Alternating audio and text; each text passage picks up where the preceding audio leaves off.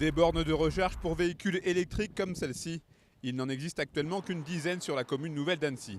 Et pour accélérer le développement de la filière électrique, le CIAN et la commune nouvelle ont donc décidé de tripler le parc actuel. D'ici à la fin de l'année, plusieurs nouveaux points de recharge seront implantés, notamment dans des quartiers de la ville historique d'Annecy. Ils seront répartis de manière à ce qu'en tout point de la ville, on puisse trouver un point de recharge.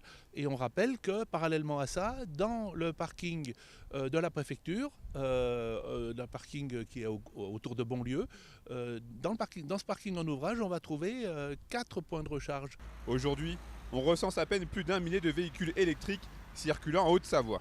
Signe que la greffe n'a pas encore totalement prise. On est vraiment au début du développement de cette filière et surtout au début de son acceptation sociologique. Le véhicule électrique, c'est un véhicule qui est principalement utilisé par les gens qui font des trajets pendulaires, aller-retour du domicile au travail.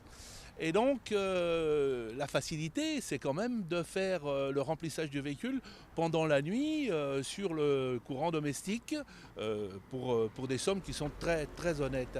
Les bornes existantes en Haute-Savoie, gérées par le CIAN, font partie du réseau e-borne qui regroupe les départements de l'Isère, des Hautes-Alpes, de la Drôme et de l'Ardèche. Nous avons conçu ce projet qui permettra d'avoir un réseau commun à tous ces départements et faciliter les communications. Lorsque vous partez de Valence, de Privas ou de Gap, eh bien vous allez traverser Grenoble, vous trouverez des bornes, vous venez en Haute-Savoie et vous trouverez ce réseau. Le recours à l'électrique, ce serait donc une question de temps, car aujourd'hui, les collectivités et les constructeurs jouent pleinement le jeu.